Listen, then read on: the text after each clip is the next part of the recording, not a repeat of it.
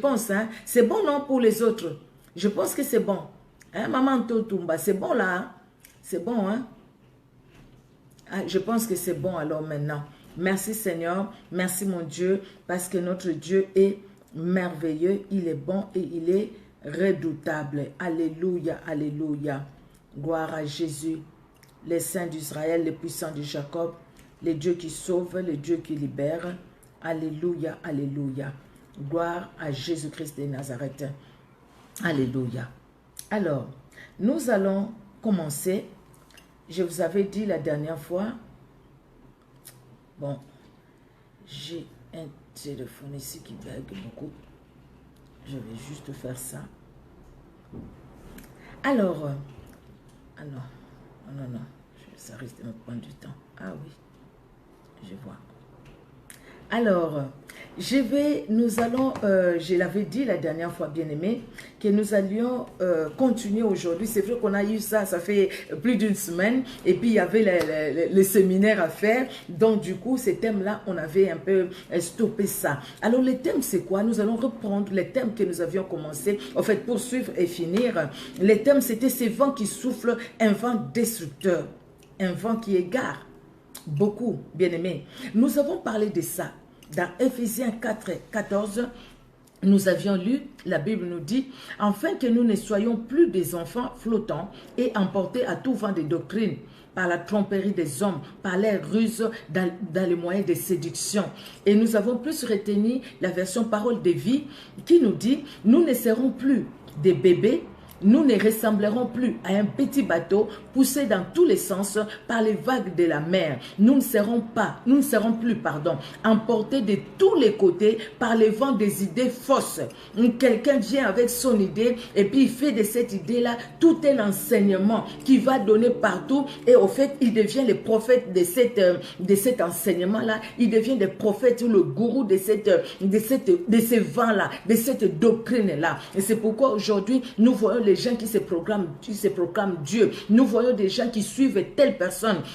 Ils disent, nous sommes de telles personnes, nous sommes de telles idées, nous sommes de telle idéologie. Il y a une vidéo qui a circulé et la personne a écrit, vous êtes chrétien, vous êtes chrétienne, suivez cette vidéo. Je n'ai pas suivi, j'ai juste regardé les commentaires et quand je vis les noms de la personne qui prêchait, tout de suite je me suis dit, j'ai compris de qui il parlait. Et quand je vis les témoignages, les commentaires aussi, j'ai compris. Parce qu'au fait, quelqu'un qui parle, au lieu de parler de la parole de Dieu, mais lui parle une personne qui s'est dit qu'il a écouté Dieu et qui a suivi Dieu, un peu comme le vieux prophète qui dit, moi aussi, l'ange de l'Éternel m'a parlé. Au lieu, le jeune prophète, lui qui a écouté vraiment Dieu lui-même, il vient maintenant, il change, il écoute celui qui dit que l'ange de l'Éternel m'a parlé. Et aujourd'hui, beaucoup, il y a ces vents-là, les gens qui ont construit leur doctrine à eux, les gens... aujourd'hui qui suivent tel ou tel autre, au lieu de suivre la parole, au lieu de suivre Jésus-Christ, mais on suit les hommes. On suit les hommes parce que cet homme-là a dit. Donc, voilà ce qu'il faut faire. Il y en a beaucoup, hein. Nous connaissons beaucoup, hein, beaucoup de telles dénominations, de telles autres, ainsi de suite, qui suivent une personne au lieu de suivre la parole qui est Jésus-Christ de Nazareth. Alors, les Philippiens, Paul nous dit, il dit, écoutez, vous et moi, parce que nous connaissons la vérité, vous et moi, parce que nous connaissons le Seigneur. Fini ces temps-là où chacun pouvait nous amener, nous conduire dans tout ce qu'il veut. Fini ces temps-là où nous serons comme ces bateaux, ces petits bateaux qui flottent dans l'eau, avec l'air qui flotte, qui va à gauche, qui va à droite, où chacun va nous amener dans ces fausses idées, dans ces idées fausses, au fait, c'est ce que la Bible nous dit, dans ces fausses idées, les idées qui ne glorifient pas les Seigneur, fini, ne soyons plus emportés à tout vent de doctrine, ne soyons plus emportés à tout enseignement qui sera donné. Quand quelqu'un dira, comme aujourd'hui ça se passe, ah non, il ne faut plus mettre ça et on ne le mettra pas. Quand quelqu'un dira, il ne faut plus manger ça, parce que si tu le manges, ça va t'essuyer, ça va faire ceci, ça va faire cela. Et pourtant, ce n'est pas ce qui entre qui suit l'homme, Jésus-Christ l'a dit, mais ce qui sort, ce qui vient du cœur de l'homme. Et ce n'est pas la nourriture qui va empêcher l'homme d'aller au ciel, mais c'est sa relation avec Jésus-Christ. Si la personne n'a pas donné sa vie à Jésus-Christ, cette personne-là ne pourra pas voir le ciel. Donc, nous faisons attention, ne pas être emporté à tout vent des doctrines, bien-aimés. Hébreux 13, 9, Hébreux 13, 9, la dernière fois, on ne l'a pas lu. Hébreux 13, 9 nous dit, ne vous laissez pas entraîner par des doctrines diverses et étrangères. Car il est bon que le cœur soit affermi par la grâce et non par les aliments qui n'ont servi de rien à ceux qui s'y sont attachés. Attention, ne soyez pas emportés à ce qu'on vous dit, parce que la foi vient de la parole. C'est comme ça il y a l'apostasie. À cause de ce que beaucoup ont perdu la foi. La foi vient de la parole. Et cette parole, cette bonne parole, le fait qu'on ne croit plus à cette bonne parole, les gens commencent maintenant à croire aux idées des hommes. Quelqu'un qui va rêver, qui va dire, écoutez, moi j'ai rêvé, il y a telle chose qui doit se passer. Si on fait ceci, si tu mets du sel dans l'eau, et puis tu mets ça à la porte de ta maison, les démons ne vont pas rentrer, ne vont pas entrer chez toi. Alors maintenant, il va communiquer ça aux gens et tout le monde va commencer à le faire. Il faut venir avec de l'eau qui sera bénie par cet homme-là, ce monsieur-là, qui se dit maintenant Dieu, qui se dit prophète. Alors, maintenant, tu prends cette eau-là, tu mets devant ta porte. La personne qui croit maintenant, qui met sa foi dans cette eau-là, avec du sel, il se dit, comme j'ai mis de l'eau, avec du sel, les démons ne rentreront pas dans ma maison. Et cette personne-là désobéit à la parole de Dieu. Cette personne-là est entraînée par ces vents qui soufflent aujourd'hui, ces vents qui soufflent dans ce monde, ces vents de distraction, ces vents de perdition, ces vents de destruction qui détruisent la foi. C'est pourquoi l'apostasie s'installe. De fausses croyances, oui mon frère Lemousi. L'apostasie s'installe dans l'église, dans la vie des enfants de Dieu que nous sommes, dans nos familles, dans nos milieux où nous sommes. L'apostasie s'installe. Parce qu'on parle de l'apostasie, on ne parle pas des païens, on parle des chrétiens. Parce que les païens, ils croient déjà pas à Jésus-Christ qui est la parole de Dieu. Mais les chrétiens croient en Jésus-Christ. Donc quand on parle de l'apostasie, c'est cet abandon de la foi. On abandonne la parole qui est la véritable pour mettre sa foi où? Dans les croyances humaines. Et c'est des choses que nous voyons aujourd'hui, bien-aimés. Quand on a dit telle personne, quand il prie pour toi, il va sortir tout ce que tu as dans ton ventre. Il va sortir des clous, il va sortir des cancrelats, il va sortir ci, il va sortir ça. Ces clous-là, ces cancrelats, c'était où? Tu vas pleurer. Cette maman-là, elle pleure. Pourquoi? Parce que tu t'imagines que tout ça, c'était dans mon corps. Mais non, c'est pas vrai. Parce qu'au fait, il a juste fait un tour de magie et toi, tu crois que ces choses-là étaient en toi. Mais tu crois à ce qu'il te dit. Donc, pendant ce temps-là, tu tombes dans l'apostasie parce que tu perds la foi par rapport à la vraie parole. Par rapport à la vraie parole. Tu perds la foi. Tu perds la foi et tu perds ça par rapport à la vraie parole. Un vent mauvais qui circule, qui dit, ah, une femme ne peut pas prêcher. Parce que tout simplement, ils ont lu Paul, mais ils n'ont pas compris Paul. La femme, Dieu a dit, je répandrai mon esprit sur toute chair, vos fils et vos filles. Une fille, c'est une femme. Et Dieu a dit, psaume 68, 11, Dieu a envoyé sa parole. Et les messagers de la bonne nouvelle forment une grande armée. Et les femmes qui ont compris, Darby nous dit, les femmes qui ont compris, et ces femmes-là se sont levées pour proclamer la parole de Dieu. Aujourd'hui, il y a un vent qui circule pour dire, pourquoi une femme prêche? Les femmes qui prêchent sont des sorcières. Entre-temps, eux-mêmes, qui vont injurier ces femmes, c'est de vrais sorciers. Entre-temps, les gens qui leur disent qu'une femme ne peut pas prêcher, c'est de vrais sorciers. Des vrais sorciers qui sortent la nuit, qui vont dans les mers, qui couchent avec des sirènes des eaux. Ils viennent leur dire, la femme ne peut pas prêcher. Et eux aussi, bêtement, ils se promènent dans les lives pour dire, une femme ne peut pas prêcher, une femme ne peut pas prêcher. Montre la parole de Dieu. Les messagers de bonnes nouvelles, Dieu dit une parole. Et les messagers de bonnes nouvelles sont une grande armée. Femme, prêche la parole de Dieu. Femme, dis ce que Dieu t'a dit de dire. C'est un vent destructeur qui veut détruire la mission que Dieu a mis dans les femmes, qui veut détruire le Saint-Esprit qui agit dans les femmes, qui veut les détruire. C'est un vent qu'il ne faut pas suivre. C'est un vent qu'il ne faut même pas en parler. Nous, mais heureusement, merci Seigneur, parce que nous comprenons cela. Nous comprenons que c'est Dieu qui choisit les hommes. Nous comprenons aussi que c'est Dieu qui choisit les femmes. Nous les comprenons. La femme, comme l'homme, a été créée à l'image et à la ressemblance de Dieu. La femme n'est pas un sous-homme. La femme, c'est une créature que Dieu a créée. Quand Dieu a puni l'homme à cause du péché, il a puni aussi la femme à cause du péché. Et Dieu a racheté le monde par une femme qui est symbole de la femme en tant qu'épouse, de la femme en tant qu'église. Dieu dit une parole, le psaume 68, 11. Psaume 68, 11. Dieu dit une parole, les messagères, les femmes fortes, les femmes qui entendent, qui s'élèvent, sont une grande armée. Elles vont aller proclamer cette parole-là que Dieu a dit. Ce n'est pas un homme, c'est Dieu qui le dit. C'est dans la Bible. Psaume 68, 11. Vous pouvez l'écrire. C'est dans la Bible. C'est dans la Bible. Les messagers de la bonne nouvelle sont une grande armée. Elles vont une grande armée, elles vont proclamer la grandeur de Dieu. Donc, faisons attention à ces vents mauvais qui circulent. Parce qu'une femme, on peut parler une femme parle de la part de Dieu et cette parole-là qui peut percuter un cœur. Cette parole-là peut changer une vie.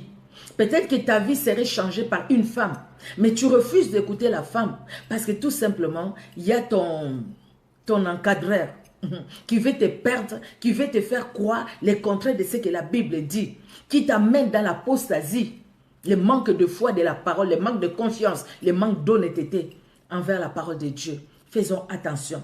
Alors, nous avions dit, ces vents, c'est quoi? Nous avons déjà parlé de ces vents, les quelques exemples que j'ai donnés. Nous avons dit aussi ces vents, ces jours-là, ces vents pour prier, il faut donner l'argent.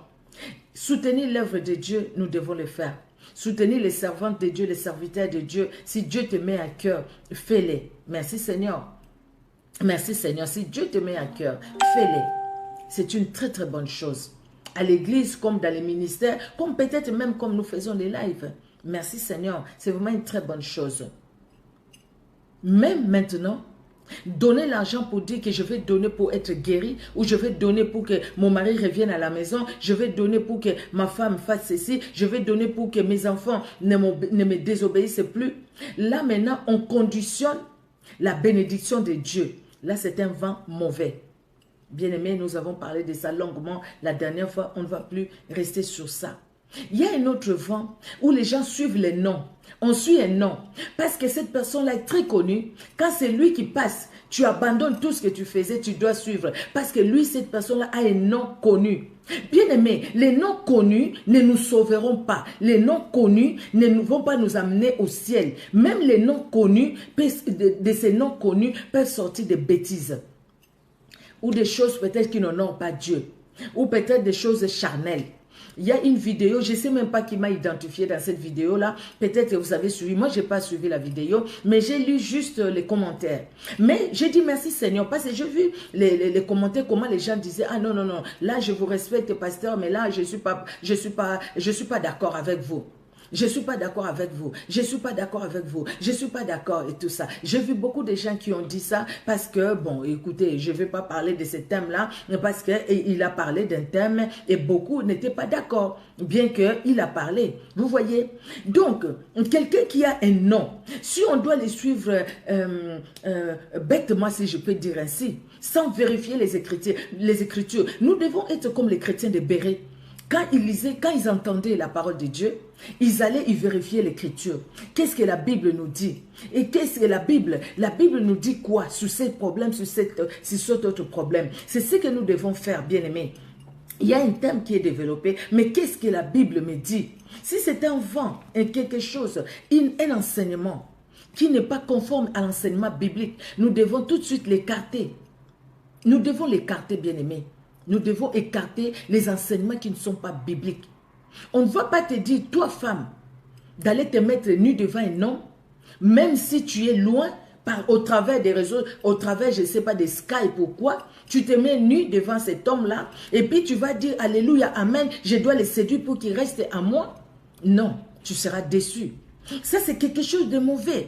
Parce qu'aujourd'hui, nous entendons, ah, tu peux séduire, tu peux séduire, tu peux séduire, tu peux séduire. Et dans la séduction, là, le diable se frotte les mains. Comment tu vas séduire? Donc tu peux même te mettre nu. Tu vas montrer tes seins, tu vas montrer ton sexe à cet homme qui est loin de toi peut-être. Et puis tu vas dire non, on n'est pas arrivé à l'acte. Mais c'est quelque chose de mauvais. C'est quelque chose, bien aimé, ça peut être dit par n'importe qui. Peut-être que la personne qui a dit ça en ce moment, c'était des faiblesses spirituelles et tout ça, je ne sais pas. Mais il faut vérifier par rapport à la parole de Dieu. Qu'est-ce que la Bible me dit? Si la Bible ne me dit pas ça, je ne le fais pas. Pourquoi aller me souiller mon cœur, souiller mon âme? Pourquoi aller souiller le cœur, l'âme de l'autre qui est de l'autre côté? Parce que moi, je vais la séduire. Il faut que je la séduise. Pourquoi aller souiller le cœur d'un homme? Parce que moi, je vais la séduire parce que je l'aime. Parce que non, il faut que je gagne du terrain avant que l'autre vienne. Attention. Moi, je parle en tant que maman, je parle aussi en tant que servante de Dieu, bien-aimé. Je pense qu'il faut faire attention.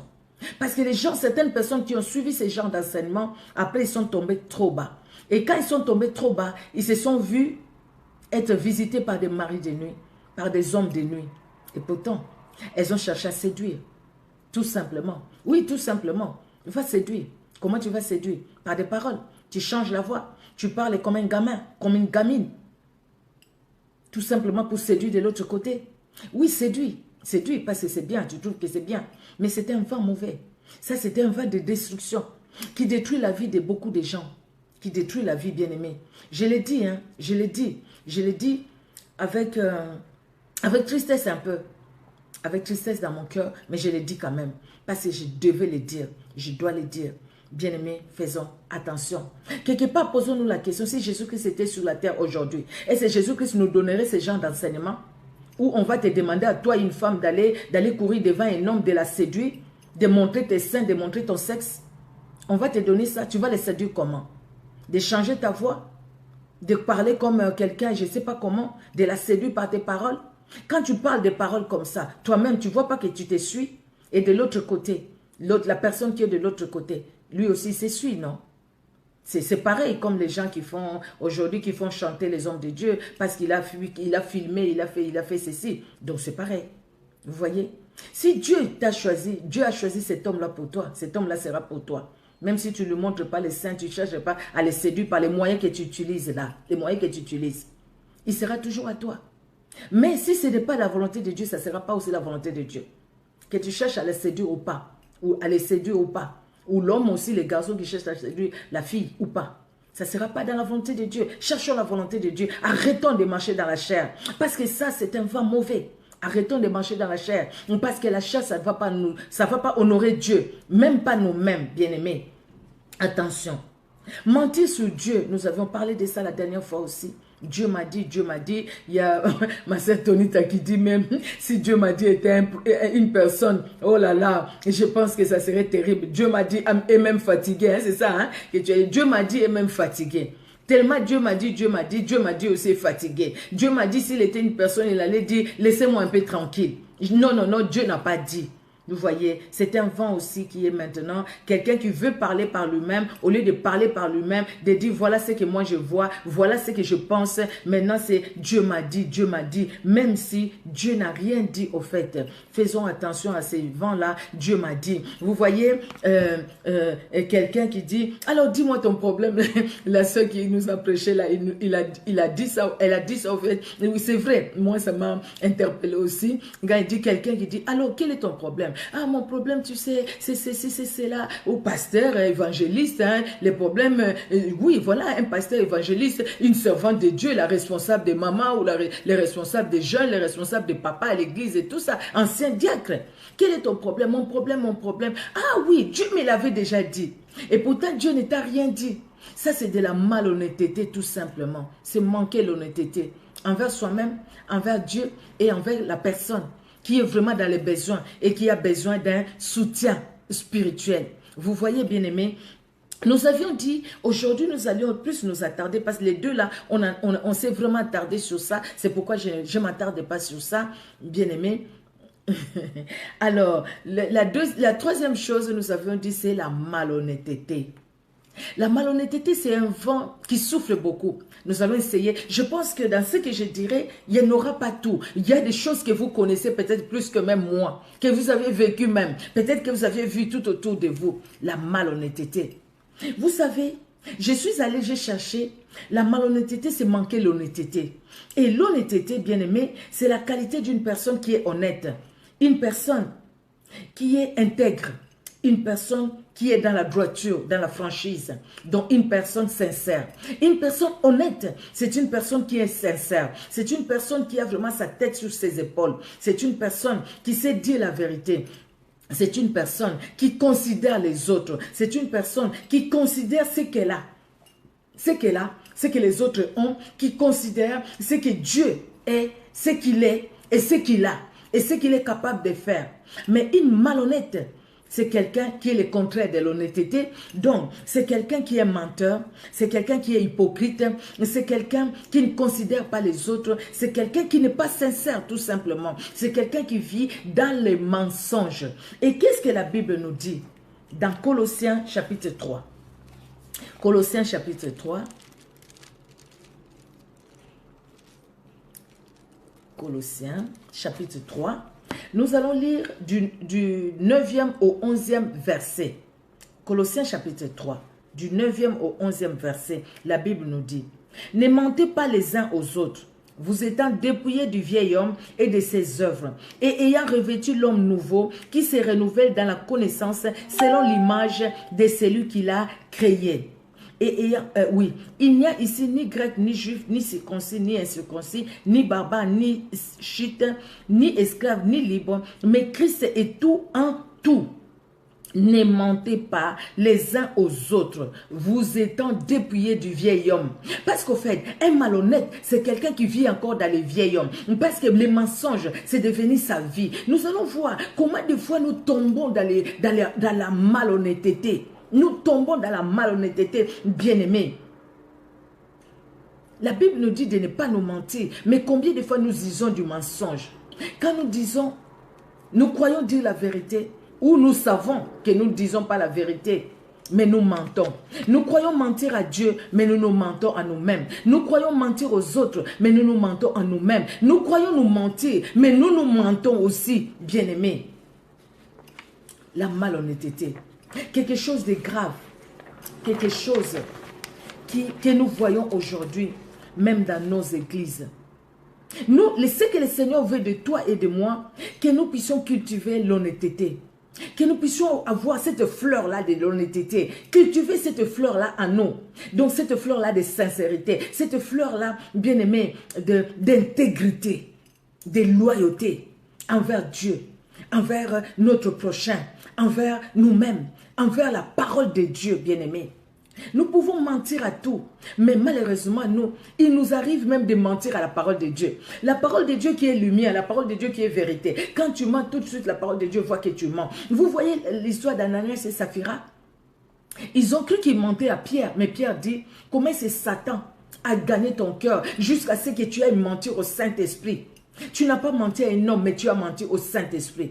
Bien aimé, des fois, quand nous sommes malhonnêtes envers la parole de Dieu, nous croyons mentir à un homme, mais nous mentons au Saint-Esprit. Si tu ne te sens pas bien le matin, tu trouves vraiment que tu veux pas aller à l'église, ne va pas à l'église, reste chez toi. Mais si tu vas à l'église, tu es là, mais tu n'es pas là. Tu mens, non? Tu mens. Le pasteur voit que tu es là. Tu es allé pour que le pasteur voit que tu es là. Mais toi-même, tu sais que tu n'étais même pas là. Même pas là. Tu vois? Et ça se sent, ça se voit. Maintenant donc, tu as passé ton temps, tu n'as rien reçu. Et même si le Seigneur avait béni ces jours-là, le Seigneur est descendu parce que sa présence est là. Il a étendu sa main, il a béni. Toi, tu n'as même pas cette bénédiction-là. Pourquoi? Parce que tu n'étais pas présent dans les cultes, où tu étais présente ou présent physiquement avec ton corps, mais spirituellement, tu n'étais même pas là. Tu es allé juste pour marquer la présence.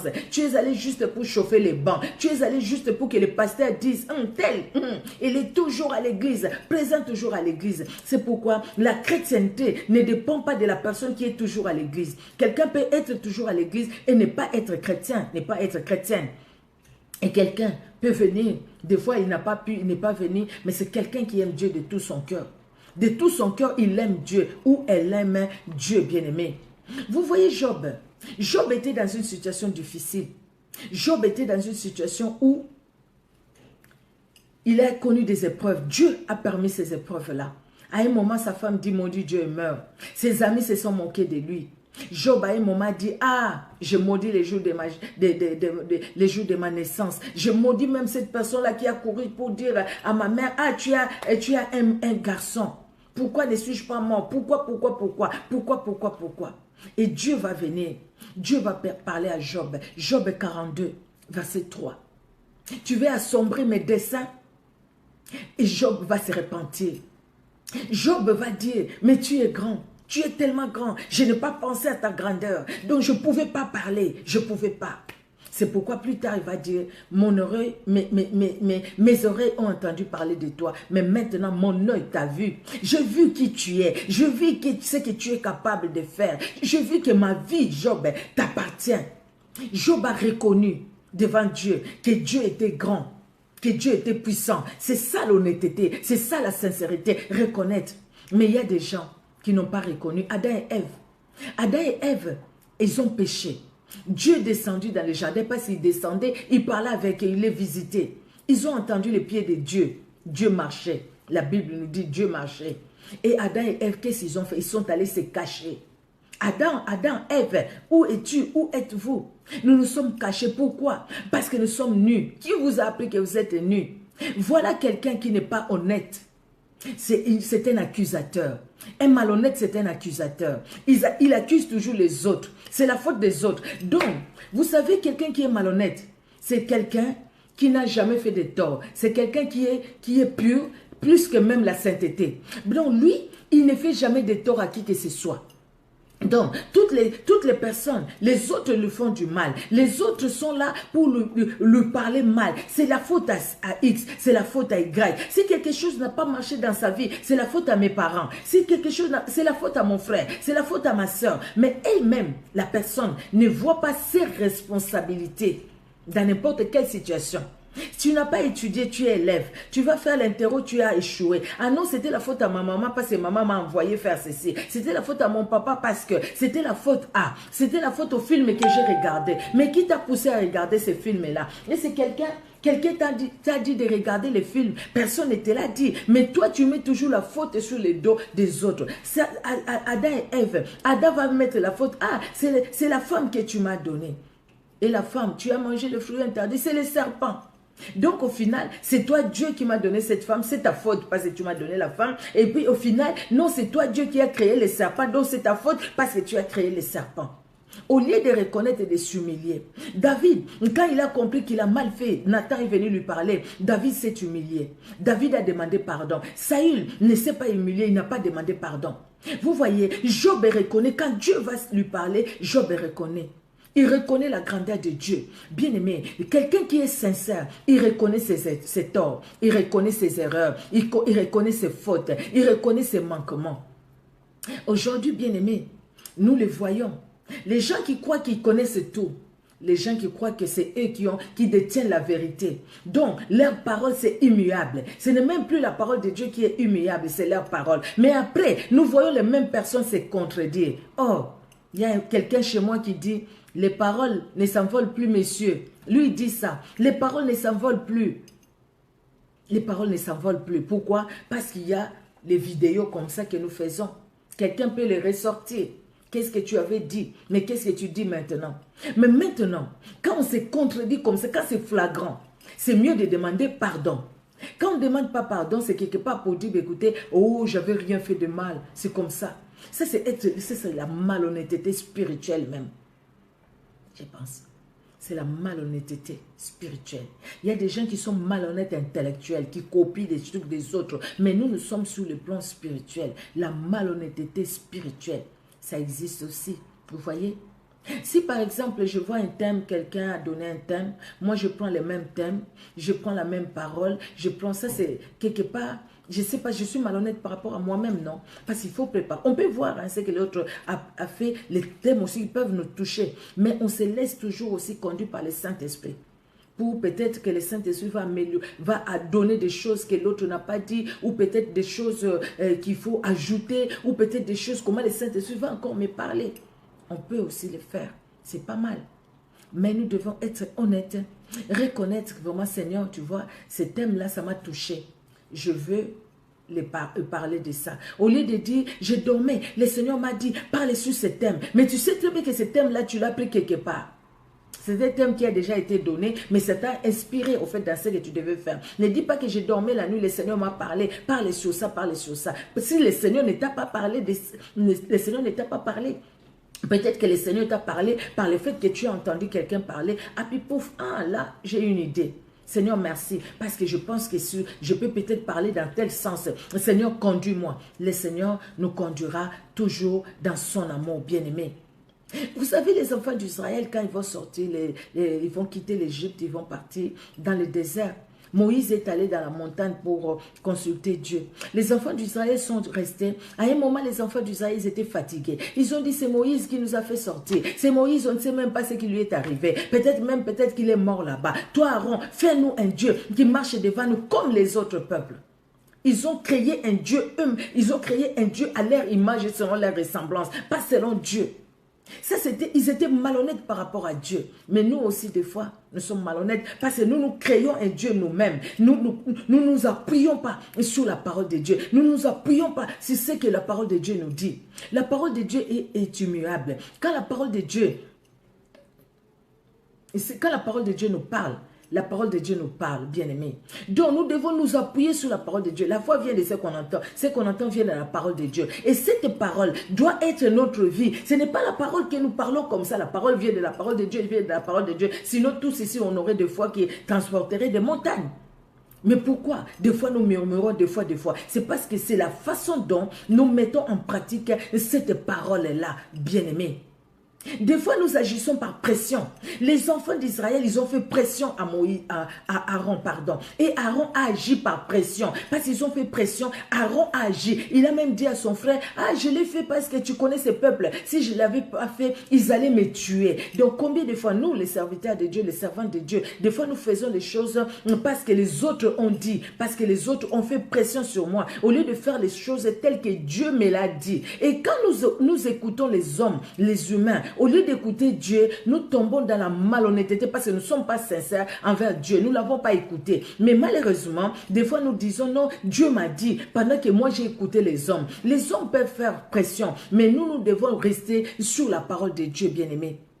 Nous devons rester sur la parole de Dieu. Et si nous ne restons pas sur la parole de Dieu, c'est-à-dire que nous nous écartons de la vérité, parce que la parole de Dieu, c'est la vérité. Or, être honnête, c'est être sincère. Être honnête, c'est vivre dans la vérité. Mais nous, quand nous sommes malhonnêtes, la malhonnêteté, c'est le mensonge. Nous mentons même sur les autres. Nous mentons même sur Dieu, déjà. Nous n'avons même pas peur. Il y a des gens qui n'ont même pas peur de mentir sur Dieu. Dieu m'a dit, Dieu m'a dit, Dieu m'a dit, pendant que Dieu n'a pas dit. Ça, c'est mentir sur Dieu. Et ça, c'est être vraiment malhonnête. Malhonnêteté spirituelle, bien-aimé. Vous voyez? Où Dieu a dit, donnez ceci, donnez cela. Ça, on en a déjà parlé. Le peuple, ils ont fait pression sur Aaron. Dans Exode 32, de 1 à 6, bien-aimé, vous pouvez les lire, Exode 32 de 1 à 6. Le peuple, ils ont fait pression sur Aaron. Aaron a obéi. Il a désobéi à Dieu et il a obéi au peuple. Combien de fois nous aussi, des fois, nous désobéissons à Dieu pour obéir aux hommes. Parce que nous avons peur des hommes. Nous avons la peur de quand dira-t-on. Qu'est-ce que les autres vont dire si je ne le fais pas? Je dois le faire, sinon les autres vont parler. Si je ne le fais pas, les autres vont parler. Je parlais avec une jeune, c'est triste tout simplement. J'ai trouvé qu'elle n'était pas bien. Qu'est-ce qui se passe? Ah non, j'ai un problème. Et puis, écoutez, on a parlé. Et pourtant, on parle beaucoup, hein, quelque chose. Elle a pris la décision, vraiment ça, maman, je ne le ferai plus. Le Saint-Esprit m'a parlé, ce n'est pas un homme, c'est le Saint-Esprit qui m'a parlé, c'est le Saint-Esprit qui m'a parlé. Ah, merci Seigneur, c'est très bien, merci Seigneur. Parce que le Saint-Esprit, comment tu écoutes le Saint-Esprit, ça c'est merveilleux. Vraiment.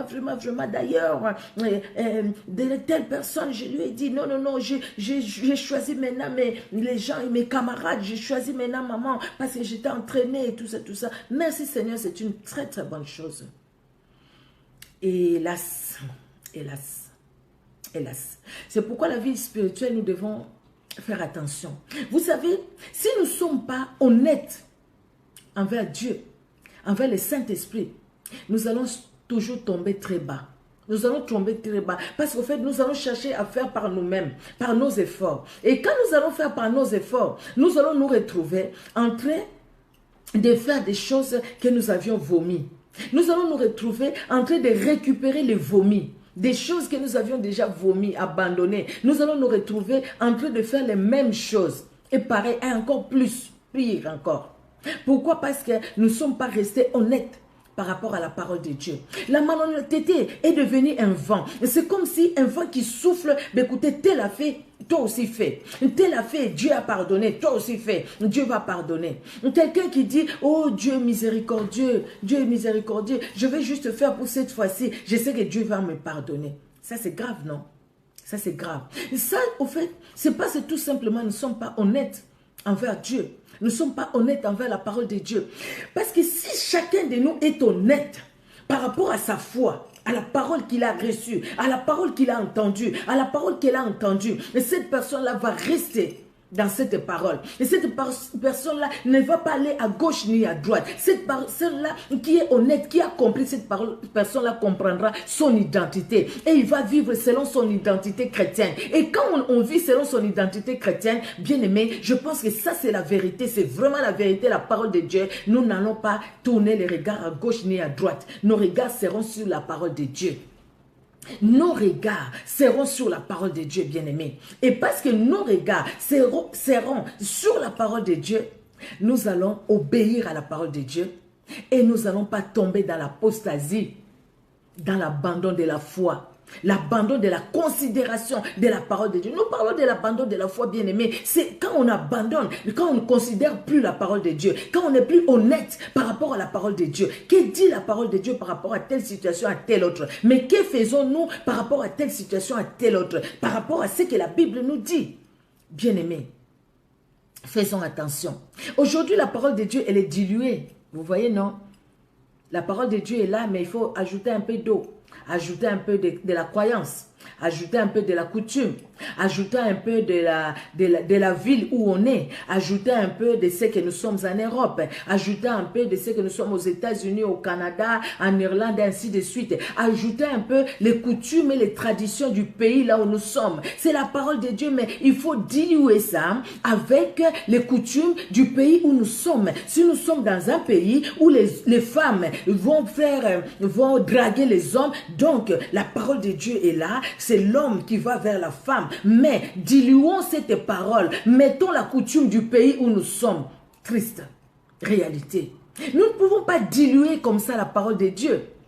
Non, ça c'est ça. Et dire, écoutez, ce sont les opinions humaines. Dites plutôt, voilà mon opinion. Mais ne dites pas que la parole de Dieu l'a dit, si la parole de Dieu ne l'a pas dit, bien-aimé. Ça c'est diluer la parole de Dieu. Nous diluons la parole de Dieu aujourd'hui. Aujourd'hui, quelqu'un qui craignait Dieu en Afrique, il ne pouvait pas aller vivre avec quelqu'un sans le mariage d'abord. Mais aujourd'hui, en Europe, nous le faisons. Pourquoi? Parce que nous diluons la parole de Dieu. La parole de Dieu est diluée. Merci, parce qu'après, ce qui régularise la situation, merci. Le temps passé, c'est passé. Mais il y a de ceux qui ne régularisent pas la situation, qui restent dans cette situation-là, qui te dira aujourd'hui, non, moi je vais servir Dieu, je ne veux plus vivre dans cette situation. Mais demain, qui au fait, qui monte aux hommes, au lieu de voir que Dieu le voit. Nous sommes que des humains. Ne craignez pas les hommes, ceux qui peuvent juste tuer les corps. Mais la Bible dit, craignons plutôt ceux qui peuvent tuer et le corps et l'esprit. Bien-aimé, aujourd'hui la crainte c'est plutôt les hommes. Nous craignons les pasteurs. Ah, si le pasteur me voit, si le pasteur me voit. Mais est-ce que Dieu te voit ou Dieu ne te voit pas? Maintenant que Dieu te voit, mais qu'est-ce que vous voyez la malhonnêteté dans laquelle l'église est tombée? Un malhonnête c'est un hypocrite, je l'ai dit tout à l'heure. L'église est tombée dans l'hypocrisie. Les enfants de Dieu que nous sommes tombés dans l'hypocrisie parce que nous sommes malhonnêtes tout simplement. Malhonnêtes par rapport à la parole de Dieu. Nous craignons les hommes au lieu de craindre Dieu. Les hommes qui ne peuvent pas nous voir. Moi, je suis là. Je ne vois pas ce qui se passe dehors. Mais Dieu voit ce qui se passe dehors. Partout où chacun de nous a marché aujourd'hui, Dieu a vu. Là où chacun de nous est entré, Dieu a vu. Quand nous sommes entrés dans les magasins, Dieu a vu. Quand quelqu'un déplaçait les prix, Dieu a vu. Quand tu vas à la cave, tu vas dire que tu es femme seule, pendant que tu as un homme à la maison, Dieu te voit. Ça, ce n'est pas la malhonnêteté spirituelle, ça. C'est la malhonnêteté. Tu trompes l'État, tu trompes Dieu aussi. Tu trompes Dieu.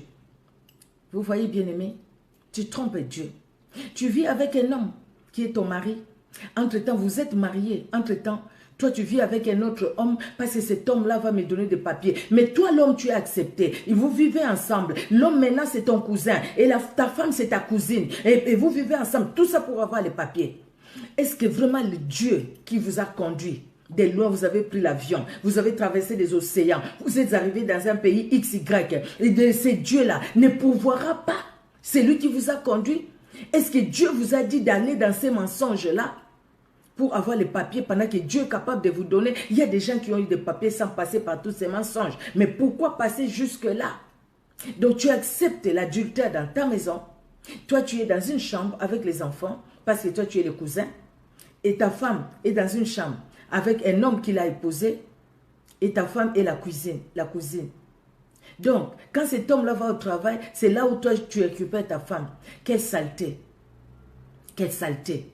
Ça, c'est vivre comme des animaux, c'est pas vivre comme des humains. Bien-aimés, Dieu est capable de grandes choses. Si nous croyons à cela, donc, nous devons être honnêtes et dire, écoutez, Dieu est capable de faire de grandes choses. Donc, Dieu est capable de le faire aussi dans ma vie. Dieu est capable de faire de grandes choses dans ma vie. Il est capable, bien-aimé. Mais pourquoi, aujourd'hui, nous tombons très bas? Nous tombons très bas tout simplement.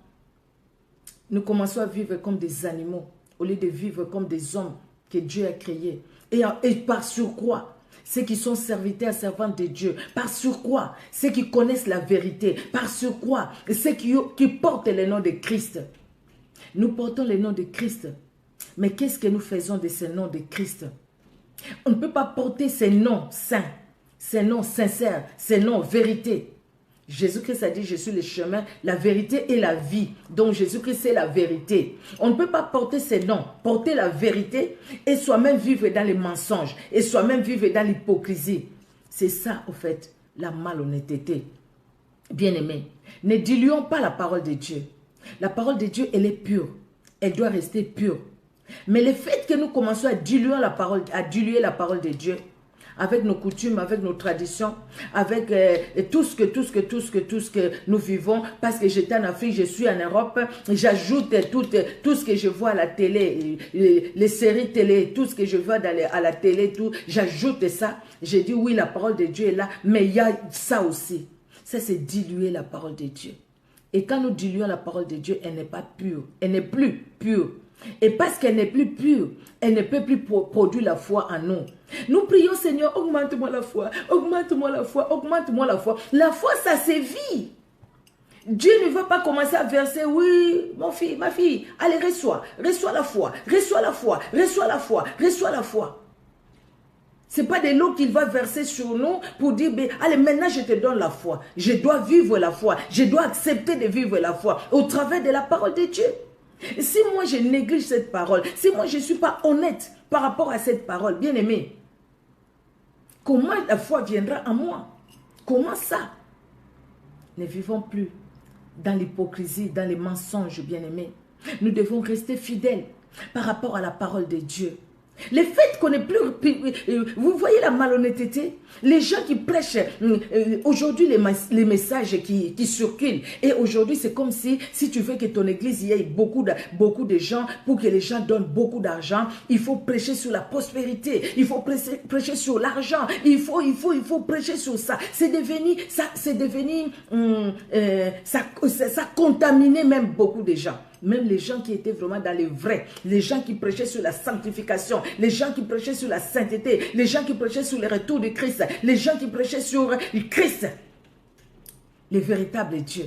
Aujourd'hui, ils disent oui, on prêche sur Christ, mais sinon, je ne vais pas voyager, sinon, je n'aurai pas de belles voitures. Donc, en plus, il faut que je prêche sur donner, il vous sera donné. C'est la parole de Dieu, mais la façon de la présenter, c'est ça qui ne glorifie pas les seigneurs. Je regardais l'heure, s'il vous plaît. Vous voyez, bien-aimés, la parole de Dieu, elle est pour nous. Vous savez, j'ai cherché méchanceté, la signification. Et quand j'ai cherché méchanceté, la signification, méchanceté dans la Bible, les passages qui sont donnés sur la méchanceté, nous allons voir, c'est des passages au fait qui parlent du mensonge, qui parlent de tromperie, qui parlent de l'hypocrisie. Donc tout ça pour parler de la méchanceté dans la Bible. Bien-aimés, c'est des choses que nous devons éviter. Et c'est un vent qui souffle aujourd'hui. Ça souffle à tel point que si on ne fait pas attention, on est emporté dans ces vents-là. Nous allons voir, nous allons lire juste quelques versets, c'est pas long. Nous allons voir d'abord dans Lévitique 19, Lévitique chapitre 19, le verset 11 et le verset 12. Qu'est-ce que la Bible nous dit? 19, 11 et 12. Vous ne déroberez point et vous n'userez ni des mensonges, ni des tromperies les uns envers les autres. C'est ce que nous avions lu dans Colossiens 3 aussi. Ne vous trompez pas les uns les autres. N'usez pas des mensonges, n'usez pas de tromperies les uns envers les autres. Et le verset 12 nous dit, vous ne jugerez point faussement par mon nom, car tu profanerais les noms de ton Dieu, je suis l'Éternel. Pardon, je vais ouvrir mon fils, c'est parce que il vient du foot. Moi, je vais, excusez-moi, il a sonné en bas, pardon.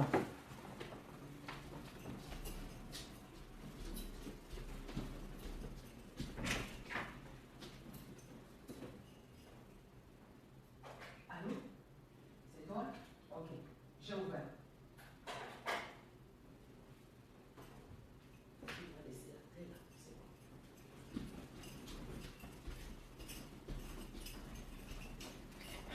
Excusez-moi, j'avais pris ses clés, alors il est venu la sonner, donc voilà, c'est bon, je l'ai ouvert. Donc, vous voyez, bien-aimés, donc n'usez pas de tromperies ni des mensonges, Dieu le dit, surtout, ne le faites pas à mon nom. Et le verset 19, pardon, le verset 12 nous dit, vous ne jugerez point faussement par mon nom, car tu profanerais les noms de ton Dieu, je suis l'Éternel. Vous voyez, Proverbe 6 nous dit quoi? Proverbe chapitre 6. Proverbe chapitre 6. Proverbe 6 et le verset 16 et 17. Proverbe 6, 16 et 17. La Bible nous dit, il y a 6 choses qu'est l'Éternel et même 7 qu'il a en horreur. Les yeux hautains, la langue menteuse, les mains qui répandent le sang innocent. Dieu a ça en horreur, horreur, saumon. Dieu a ça en horreur. Les yeux hautains, la langue menteuse. Donc un malhonnête, nous avions dit, c'est quelqu'un qui est un menteur. Cette langue menteuse, la langue menteuse tue, la langue menteuse détruit, la langue menteuse sépare, la langue menteuse ne construit pas, détruit, comme je l'ai dit tout à l'heure. La langue menteuse détruit les foyers, détruit les familles, détruit les amitiés, bien-aimés. Donc Dieu nous interdit. Mettez vous-même, vous pouvez aller dans Google, mettez méchanceté. Vous allez voir méchanceté dans la Bible. Vous allez voir les passages qu'on vous donne. C'est les passages qui parlent de ça. Donc ces passages-là, je les ai trouvés dans la méchanceté dans la Bible. Donc, quelqu'un qui vit ces choses-là, quelqu'un qui est orgueilleux, quelqu'un qui est un menteur, malhonnêteté, pardon, c'est quelqu'un qui est malhonnête. La méchanceté, c'est la malhonnêteté. Vous voyez, il y a des gens qui haïssent les autres pour le plaisir. C'est la malhonnêteté. Alors, Proverbe 29, 12, on finit là. 29, 12, c'est le dernier passage. Proverbe 29, 12, la Bible nous dit, quand celui qui domine a égard aux paroles mensongères, tous ses serviteurs sont des méchants. Donc, quand les chefs ne marchent pas bien dans les mensonges, alors tous ses serviteurs sont des méchants. Vous voyez, c'est le chef qui est dans les mensonges, mais les serviteurs sont dans la méchanceté. Pourquoi? Parce que ça se contamine. ça contamine. Vous voyez, non? Si l'autre qui est en haut là-bas commence par mentir, faire des choses qui ne glorifient pas Dieu, les autres aussi vont faire pareil. Ça va contaminer. Aujourd'hui, il y a une contamination. Contamination, regardons ce qui se passe dans nos milieux, dans nos églises. Une contamination. Contamination d'un vent mauvais. Parce que tel a menti. Il faut mentir. Il faut faire ceci, il faut faire cela pour avoir l'argent, pour avoir beaucoup de gens, pour avoir. Et les autres aussi les suivent. Les autres les suivent. Et aujourd'hui, des fois, les fidèles, nous ne savons pas où aller. Les fidèles, nous ne savons pas quoi faire. Mais merci Seigneur, parce que dans tout, là où il y a le faux, les vrais ne manquent pas. Que Dieu nous conduise vers le vrai. Que Dieu nous ouvre les yeux pour que nous puissions voir les vrais. Les vrais, ça existe. Les vrais hommes de Dieu, les vraies femmes de Dieu, les gens honnêtes, les gens sincères, les gens qui craignent Dieu en dépit des faiblesses.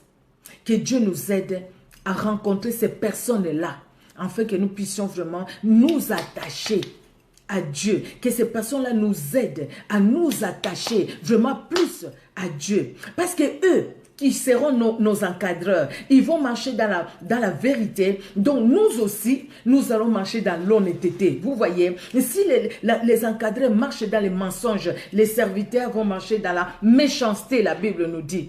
Ça sera tellement mensonge, ils vont mentir encore plus dans la méchanceté. Et si les responsables sont dans la vérité, nous qui allons les suivre, nous qui allons être sous leur direction, nous allons marcher dans l'honnêteté. C'est ce que la Bible nous demande et ça sera un bon vent. Un bon vent. Il y a le vent mauvais, bien aimé, mais il y a aussi le vent du Saint-Esprit qui souffle aujourd'hui sur cette terre. Joël 2 nous le dit. Je répandrai mon esprit sur toute chair. Vos fils et vos filles prophétiseront. Vos vieillards auront des songes. Joël 2, un vent, un bon vent. Un bon vent, c'est le vent du Saint-Esprit. Suivons ces vents-là. Suivons le vent du Saint-Esprit. Ne suivons pas les vents destructeurs, mais suivons le vent du Saint-Esprit. Parce que le vent mauvais est là. Le vent qui nous détruit, qui nous égare. Il y a aussi le bon vent qui nous construit. C'est le vent du Saint-Esprit. Le vent du Saint-Esprit. Le Saint-Esprit est à l'œuvre, n'est-ce pas? Le Saint-Esprit est là. Nous voyons les réveils spirituels, bien-aimés. Le réveil spirituel est là. Il y a des réveils spirituels. Il y a des hommes et des femmes qui craignent Dieu, qui marchent dans la crainte de Dieu. Il y a des jeunes garçons, des jeunes filles qui s'attachent au Seigneur, qui abandonnent même les désirs charnels pour s'attacher au Seigneur. Et ça, c'est un bon vent. Jeunes garçons, jeunes filles, suis ces jeunes-là qui aiment le Seigneur. Suis ces jeunes-là qui s'attachent au Seigneur. Ne suis pas les autres qui vont te distraire, mais suis ceux qui s'attachent au Seigneur. Ça, c'est le bon vent. Il y a un bon vent qui souffle aussi. Bien aimé, il y a les mauvais qui soufflent d'un côté, il y a les bons qui soufflent de l'autre. Mais suivons plutôt les bons vents, les bons vents, les vents du Saint-Esprit.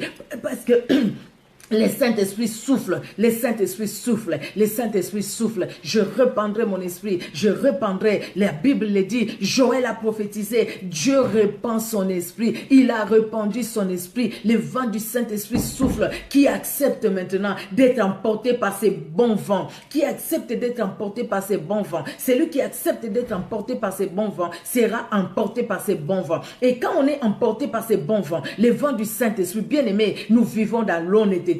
Nous vivons dans la paix, nous vivons dans la joie et nous voyons les miracles de Dieu. Le temps des miracles n'est pas passé, le temps des miracles est encore là, le temps des miracles est là. Lèvons-nous, lèvons-nous, lèvons-nous, faisons l'œuvre de Dieu. Ne restons pas assises dans les condamnations, dans les choses que nous avons entendues. Ne restons pas assises dans les personnes qui nous diront, ah, pour que tu reçois la délivrance, il faut détruire, il faut reconstruire. Détruis toi-même et reconstruis. Détruis, abandonne les mauvaises œuvres et maintenant reconstruis ta vie sur ta parole, sur la parole de Dieu, pardon. Reconstruis ta vie sur cette parole qui est la parole de Dieu. Voilà les bons vents. Nous allons prier. Éternel Dieu, notre roi, merci pour ton amour qui est au-dessus de tout. Merci Seigneur Dieu de gloire parce que tu nous aimes d'un amour infini. C'est vrai Seigneur Dieu de gloire.